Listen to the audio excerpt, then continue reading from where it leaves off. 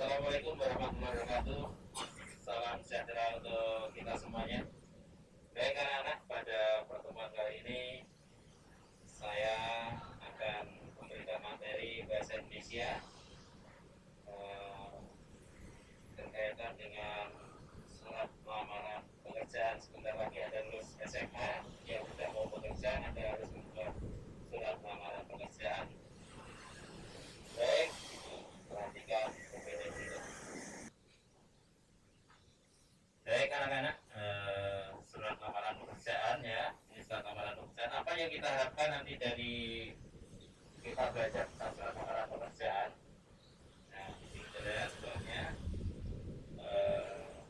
agar nanti kita bisa menulis surat lamaran pekerjaan berdasarkan struktur dan struktur secara kompetensi dasarnya. Ataupun yang berikutnya, apa yang kita dapatkan atau petunjuk-petunjuk apa yang bisa kita dapatkan kalau kita paham tentang surat lamaran pekerjaan ya. Kita lihat yang pertama adalah Anda bisa mengidentifikasi unsur-unsur surat lamaran pekerjaan. Kemudian Anda bisa menyusun surat lamaran pekerjaan.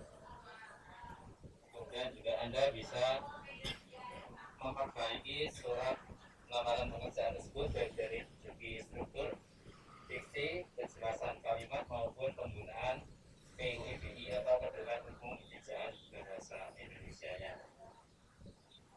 Baik, untuk berikutnya menginjak ke materi tentang surat lamaran pekerjaan. Apa sih sebenarnya surat lamaran pekerjaan itu? Ya. Pengertian surat lamaran pekerjaan itu adalah sebuah kertas yang memuatkan publikasi yang disampaikan oleh seseorang kepada pihak lain, baik organisasi atau kantor yang berisikan adalah permohonan bekerja. Tentunya bekerja di organisasi atau kantor tersebut atau lembaga, yayasan dan sebagainya, sebuah perusahaan dan sebagainya. Baik, selanjutnya anak-anak, unsur-unsur atau bagian-bagian dari surat lamaran pekerjaan itu apa saja? Kita lihat di sini unsur-unsur atau bagian-bagian surat lamaran pekerjaan. Yang pertama adalah tempat dan tanggal surat. Bagaimana sih menulis tempat dan tanggal surat?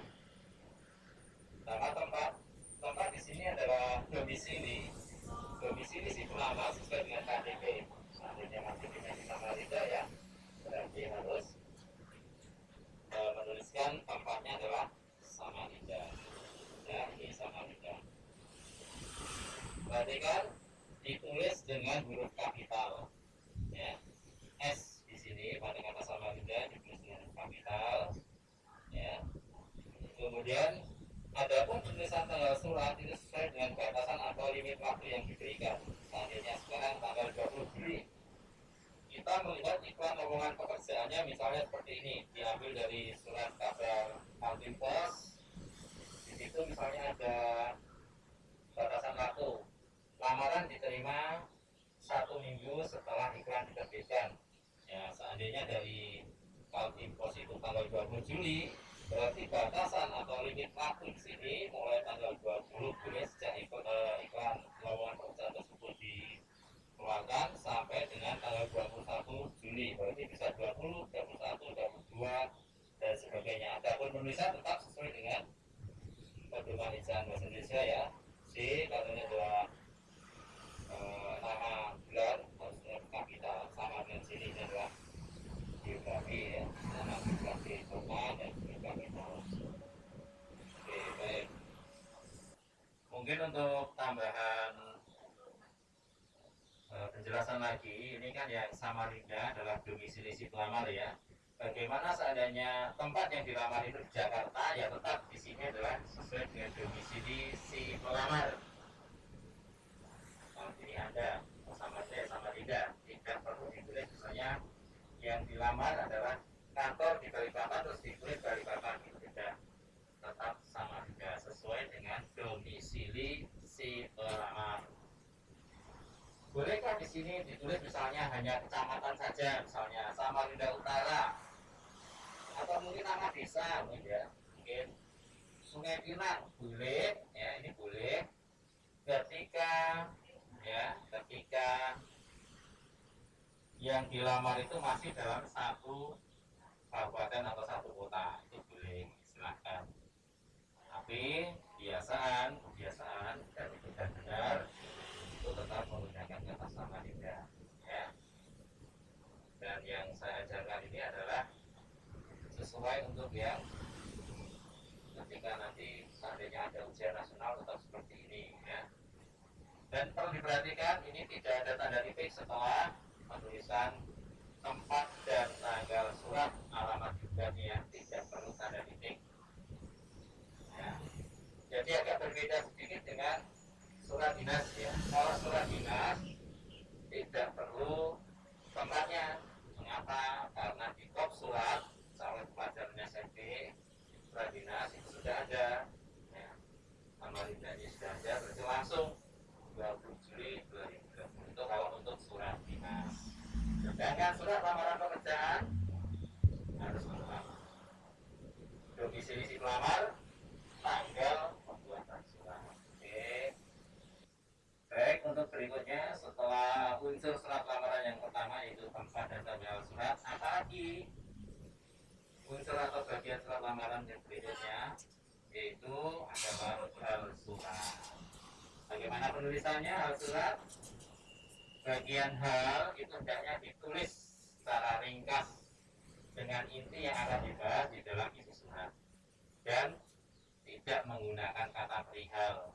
Apakah berbeda perihal dengan hal? Sama sebenarnya, hanya saja kita mengambil yang lebih singkat dan yang lebih tepat digunakan dalam surat menyurat, ya. Di dalam ujian itu yang digunakan adalah hal.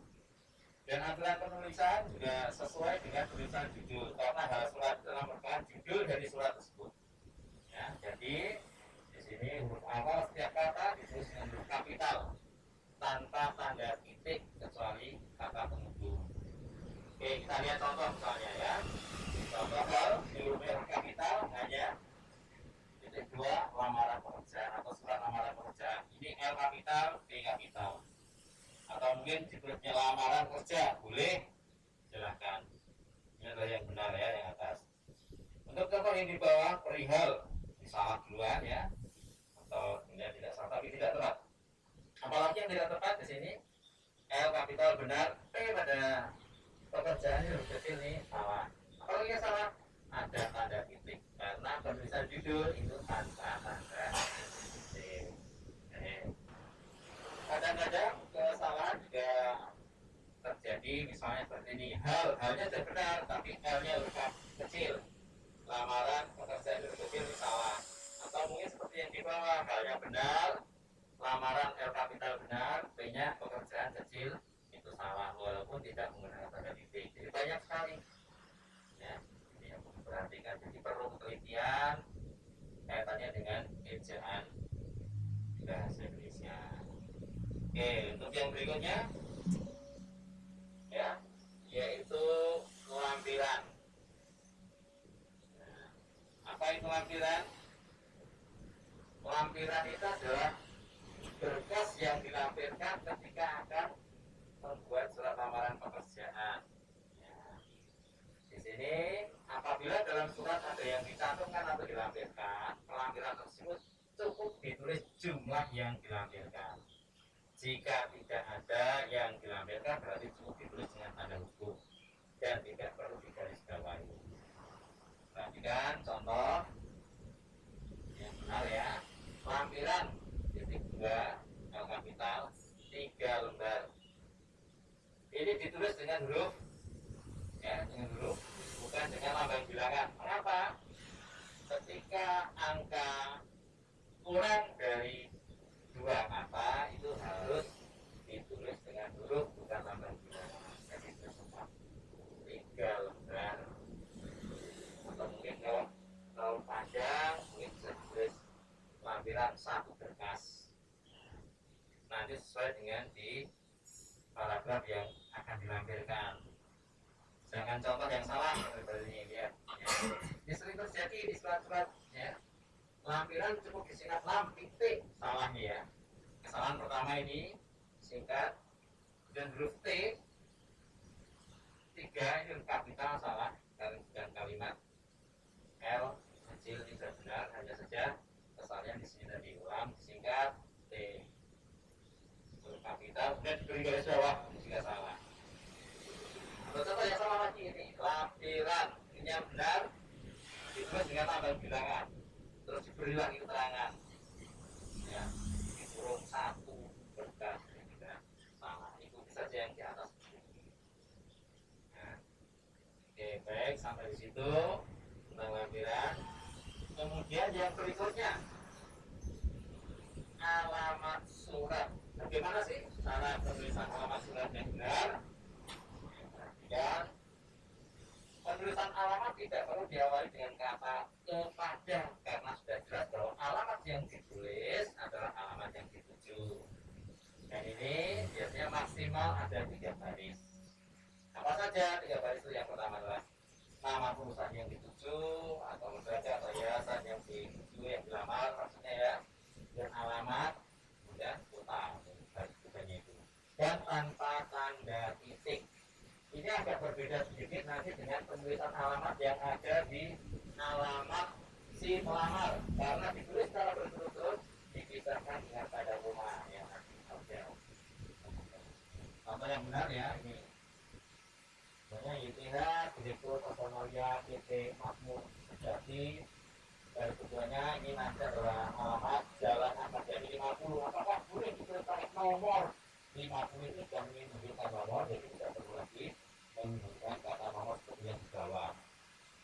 Dan di bawahnya Jakarta. Silakan kalau memang ada paspornya ditulis tidak usah tanda titik. Nah, makanya ini sebagai perbandingan di bawahnya ada contoh yang salah. YTH ini sudah benar, Direktur Personalia benar, PT ini salah. Karena salah. Ya, maka salahnya adalah lembaga. Ya. Tidak perlu tanda titik. Apakah itu lembaga pendidikan, yayasan, tidak perlu tanda titik. Kecuali kalau memang singkatnya yang berupa mungkin sampai dengan baru S kecil, titik, titik, titik. Kalau ini adalah lembaga, yayasan atau perusahaan itu tidak perlu tanda titik. Dan Jalan Ahmad Yani sudah benar, ini yang salah adalah nomor 50 sudah menunjukkan nomor, jadi tidak perlu ada nomor. Dan tanda koma ini sudah salah. Jakarta tanda titik itu salah. Oke ya. Untuk yang berikutnya adalah salam pembuka. Oke baik, berikutnya adalah salam membuka yang cukup dikenal diantaranya sapaan dengan rumah. Sapaan ini ditulis sebagai berikut di contohnya. Misalnya ya, dengan di kapital, kecil, koma dengan rumah begitu. Untuk berikutnya adalah paragraf pembuka. Ya. Untuk isi itu ada 3 paragraf pembuka, paragraf isi yang berupa lampiran dan paragraf penutup nanti ya. Ini adalah paragraf pembukanya. Maka di sini berdasarkan iklan lowongan kerja di Kaltipos 23 Juli 2020 dengan pembukaan staf administrasi. Maka saya nama siapa tulis di huruf kecil ya, huruf kecil M pada kata nama, T pada kata tempat, T tanggal, L lahir, ini huruf kecil semua. Mengapa? Karena ini masih bagian dari kalimat yang belum selesai. Jadi harus kecil. Nanti ada contoh yang lengkapnya ya, contoh yang lengkapnya. Nanti kita bisa melihat mana kira-kira yang salah dan mana yang benar. Nanti kalau contoh contohnya. Baik, untuk berikutnya lagi setelah paragraf pembuka, jika nanti ada paragraf isi yang berupa lampiran. Kemudian yang terakhir adalah paragraf penutup. Apa sih paragraf penutup? Paragraf penutup adalah surat lamaran tersebut sudah selesai. Oke, sekarang kita lihat contoh lengkapnya dulu ya. Contoh lengkapnya dulu. Anda bisa melihat. Oke, baik.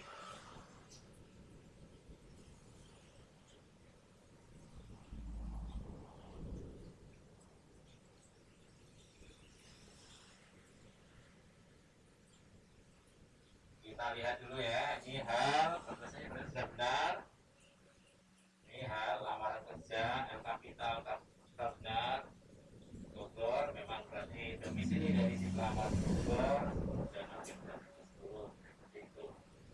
lampiran satu berkas benar. Ya. Lampiran nanti karena berkaitan dengan hal yang dilampirkan. Oke, baik, berikutnya adalah salah pembuka. Saya ulangi lagi, yang pertama adalah tadi tempat dan tanggal, yang kedua hal, benar lampiran. Apakah boleh lampiran dua ada masalah? Lampiran saja, setelah itu sudah boleh. Dan alamat tujuan, nah ini menjadi tiga, dua benar, benar ya. Nah perhatikan, ini ada sedikit yang salah. Kira-kira ada yang tahu yang salah yang mana? Nah, baik, ada yang tahu? Nah, di sini adalah penulisan alamat surat dari Imama. Salah ya, jalan, benar. Pada kata akad ya harusnya dulu kan. Benar, tidak perlu nomor berapa 9 tidak baru tanda. Makanya saya tadi ketika menerangkan alamat tujuan kalau 3 baris tanpa tanda koma, ini tanpa tanda koma. Tetapi ketika alamat ditulis secara berturut-turut, ini antara 29 yang bogor dipisahkan dengan tanda koma. Kalau ini kesalahannya kira-kira kesalahannya adalah pada kata mengajukan M. M ini harus huruf kecil karena masih berupa kalimat yang belum selesai. Jadi berdasar iklan yang dimuat dalam harian umum media Indonesia 18 mengenai adanya lowongan pekerjaan sebagai teknisi saya bukan datang juga ini nama ini tempat ini alamat ini mengajukan di huruf kecil. Setelah itu baru titik. Ini adalah berdasarkan sampai dengan tanda titik. Ini adalah paragraf pembuka. Paragraf berikutnya adalah paragraf yang kedua, yaitu adalah hal yang dilampirkan.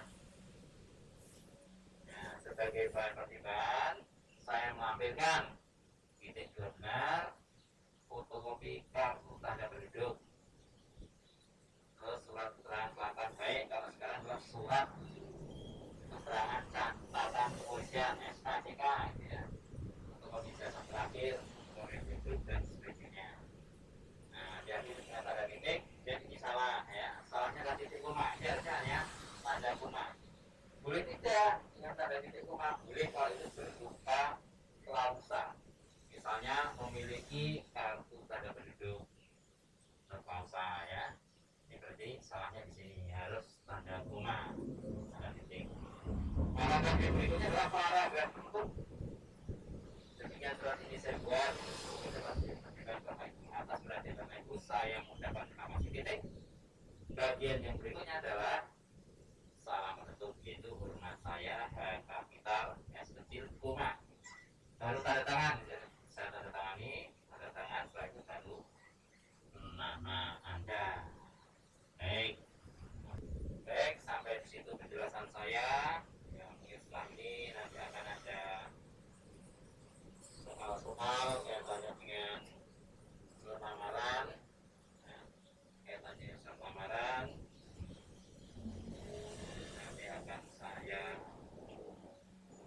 share lagi. Jadi kita berlatih menjawab. Oke, cukup sekian. Ya, cukup sekian penyampaian materi pada kali ini tentang surat lamaran. Sampai jumpa di pertemuan berikutnya. Baik, assalamualaikum warahmatullahi wabarakatuh.